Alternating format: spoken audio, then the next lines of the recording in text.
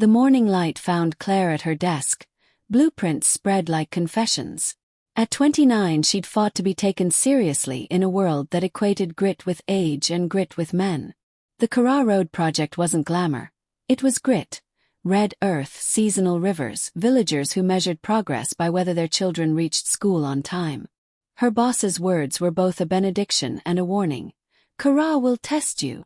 Claire strapped on her helmet with the same stubborn calm she used on exam days. She'd seen whispers, sidelong glances from colleagues who assumed she'd crack, and she had practiced endurance like a muscle. The truck ride into Kura felt like sliding into another life. Mud brick houses, women selling roasted corn and laughing loudly at a joke she missed. Children chased a dog, dust puffing in their wake. The townspeople watched the government vehicle slow to a halt and then watched Claire step out. Hair tied back, boots caked, blueprints rolled under one arm. She felt like a foreigner and a promise at the same time. A voice called from the shadows of an alley. Casual, warm. A man leaned against a mud wall, a paintbrush tucked behind his ear, a streak of blue on his forearm. He smiled like this place belonged to him in a way the city never did. "I'm Emmanuel," he said.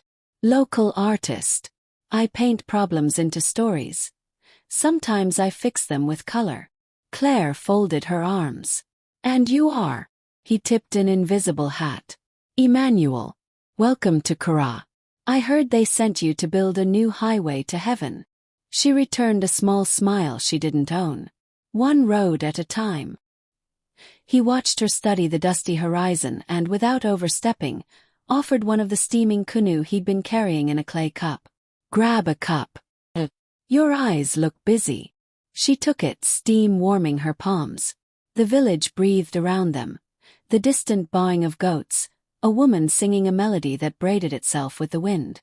Emmanuel's presence was unassuming, but the paint on his hands made him luminous amid the dust.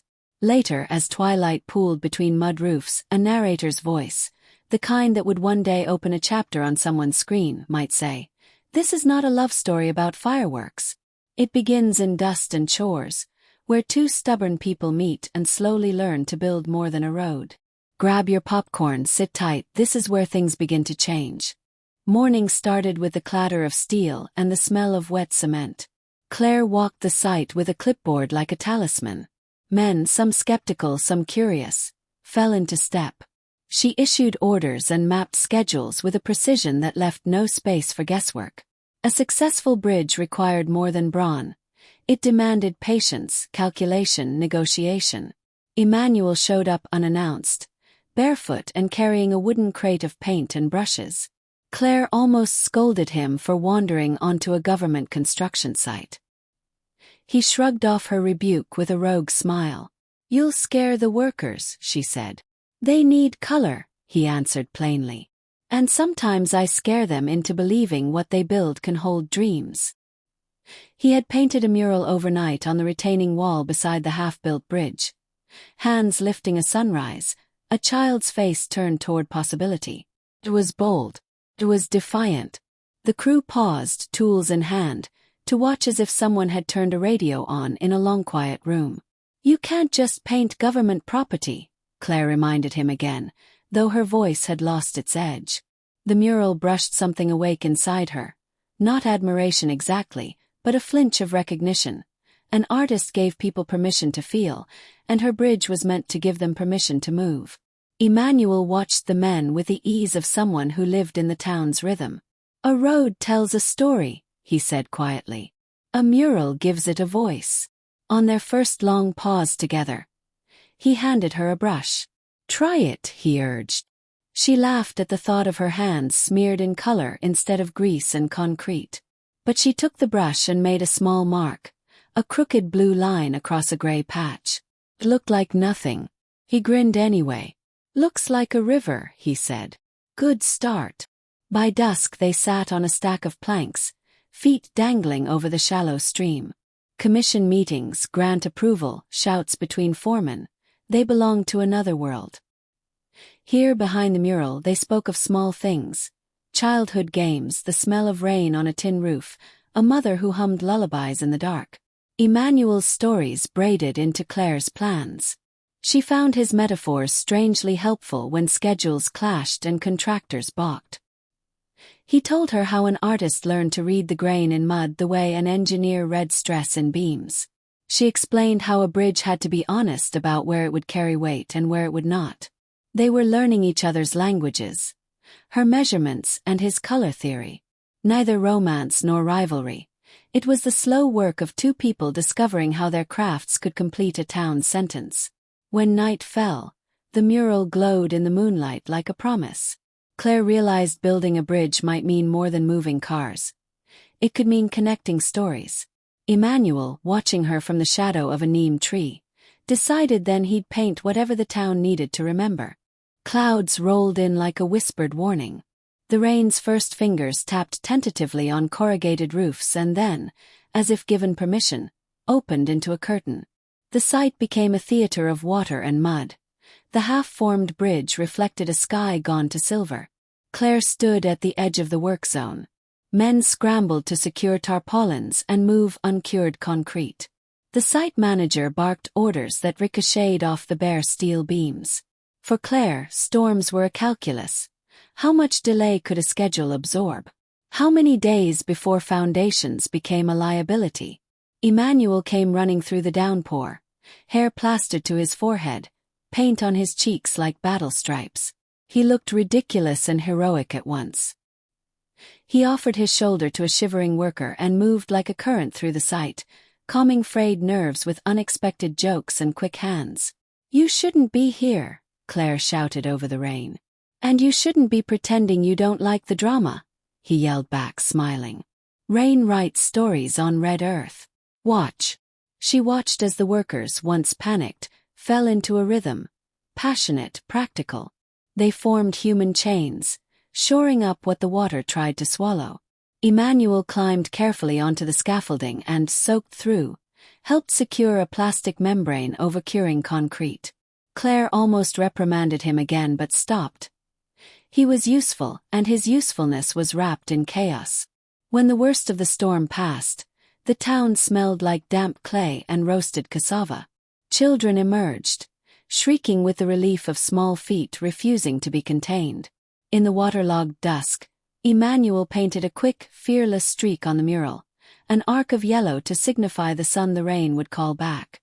Claire noticed how his hands were steady even when the ground under them trembled. He moved without the agitation she felt.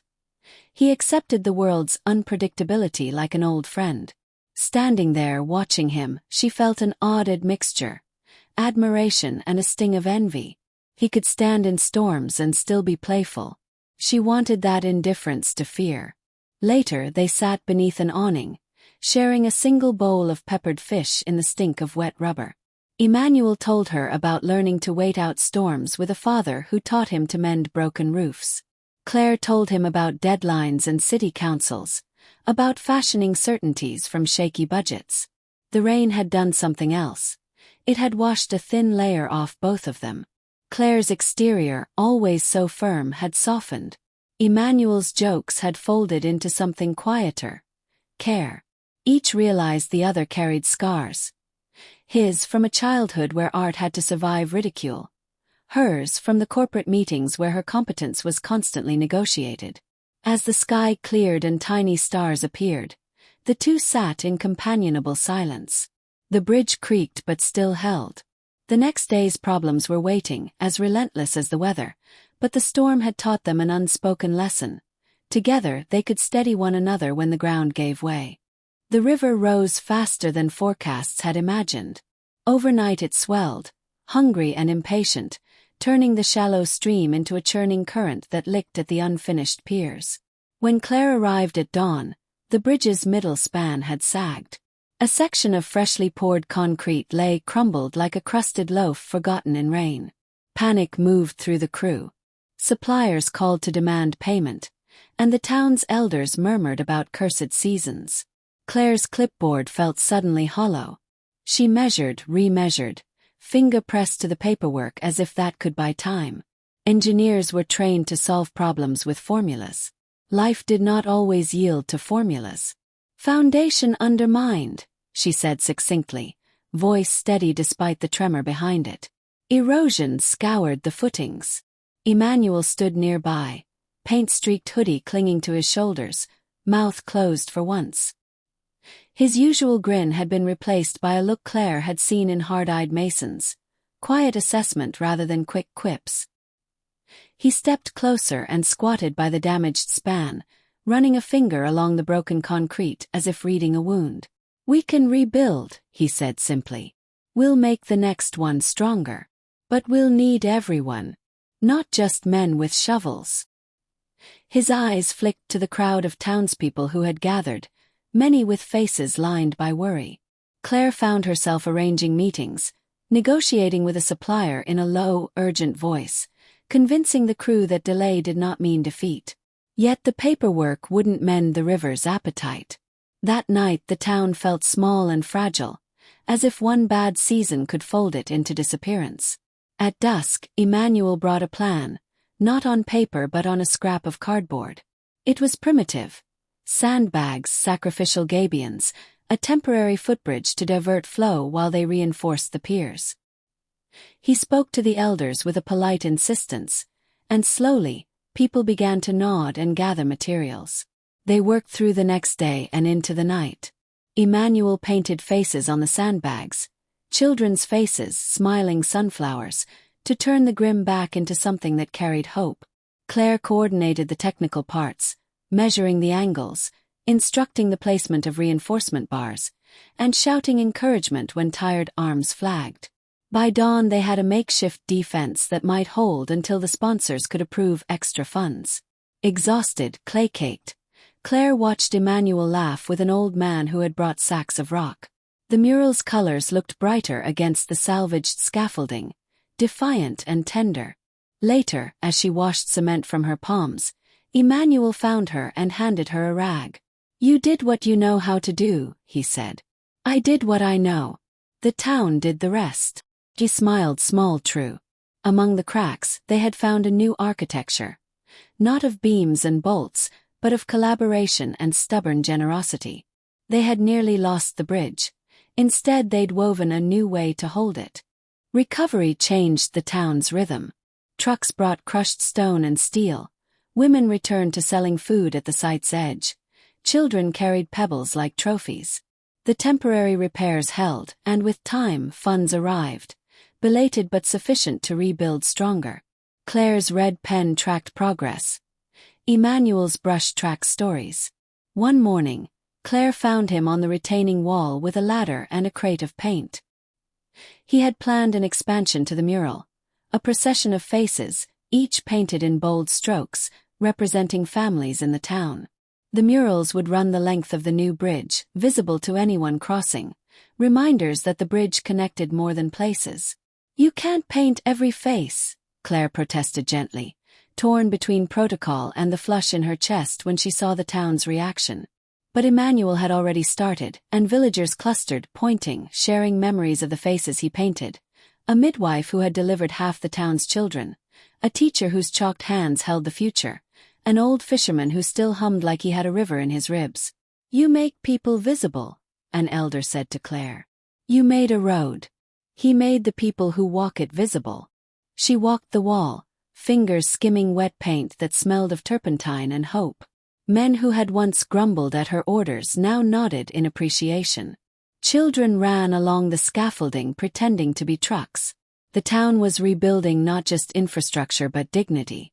Emmanuel painted a large woman with braided hair, eyes gentle and fierce. He painted a young boy with a bright kite. When he painted Claire, he did not make her an engineer with a hard hat. He painted her hands, strong, holding a measuring tape and a sprig of wildflower. When Claire first saw it she was mute for a moment, then felt an unfamiliar warmth as the brushstrokes formed an offering she hadn't asked for but somehow deserved. At the bridge's midpoint, Emmanuel invited the whole town to paint a tile, small hands making marks that would be embedded into the final concrete.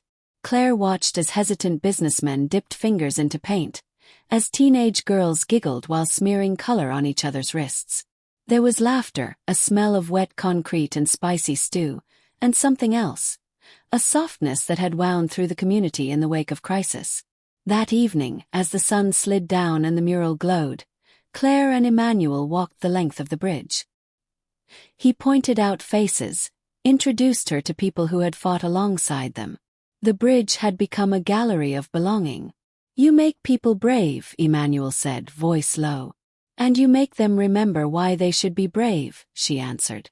They paused at the place he had painted her.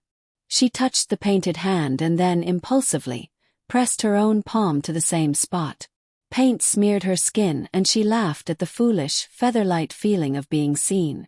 The last bags of cement were emptied, the finishing crews packed up, and the ribbon for the official opening was tied to a post by a child who'd been watching since the earliest pylon.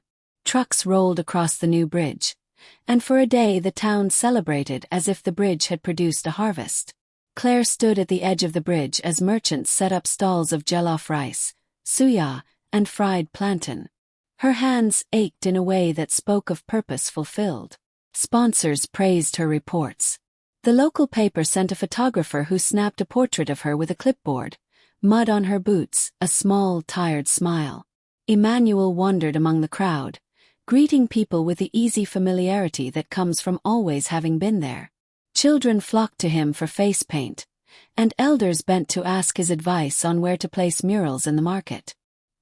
He had painted more than faces. He'd painted the town's confidence back onto its walls. Later, when the crowds thinned, Claire and Emmanuel found a quiet bench beneath the same neem tree where they'd first met. The dust that had once felt abrasive now smelled sweet, less a nuisance and more a memory of labor. They talked less about logistics and more about what the bridge meant: trade, school attendance, easier trips to the clinic. They both admitted, shyly and then more openly, that the project had changed them. "Did we build a road or a story?" Emmanuel asked. "Both," Claire said. "Infrastructure is just the frame. People fill the picture." They shared dreams. Claire spoke of advocating for more rural projects, Emmanuel of teaching art in the school so children could paint their own murals. The town had given them practical gifts and, unexpectedly, the chance to think beyond themselves. One evening, after the celebrations had ended and the bridge lights had been switched to their warm glow, Emmanuel turned to Claire and took her hand. It was a small gesture, ordinary, weighty. She wasn't surprised by the softness in his touch. She welcomed it. "We did this together," Emmanuel said. She squeezed his hand. "We did." They had learned to live in the space between practicality and imagination. He taught her to see color in plans. She taught him how to convert dreams into structures strong enough to carry them.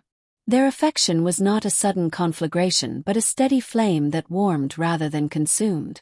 As the town slept and the bridge hummed under the occasional car, Claire allowed herself a rare, private contentment. For once, she could measure success not only by schedules met but by laughter spilling from a market stall, by the muraled faces that witnessed their work.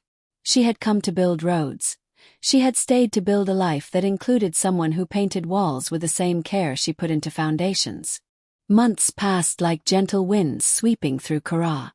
The town had changed. Markets flourished, children crossed the bridge laughing, and the sound of hammers gave way to the rhythm of everyday life. What once was dust and struggle had become a story of renewal. Claire and Emmanuel worked side by side, no longer strangers bound by circumstance but partners in purpose. The bridge they built together stood strong, not only over the river but over every doubt and hardship they had faced. One evening, soft rain began to fall, painting silver ripples across the water.